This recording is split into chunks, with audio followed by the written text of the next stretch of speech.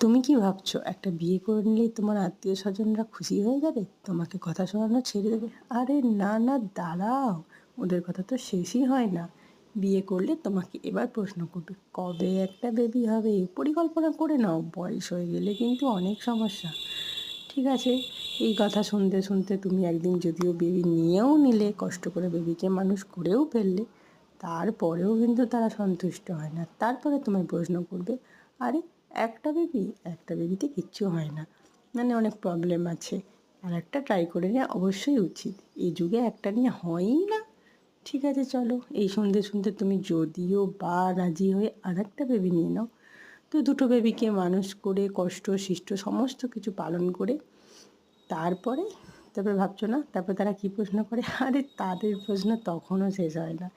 যদি তোমার ওই দুটো বেবির মধ্যে একটা ছেলে একটা মেয়ে হয়ে যায় তো ঠিক আছে, তুমি বেঁচে গেলে। কিন্তু যদি না হয়, যদি তোমার দুটোই মেয়ে হয়, আরে তোমার ভবিষ্যতে কে দেখবে? তুমি তো মরে পড়ে থাকলেও কেউ দেখতে আসবে না। তোমার তো একটা ছেলে হওয়া অবশ্যই উচিত ছিল না?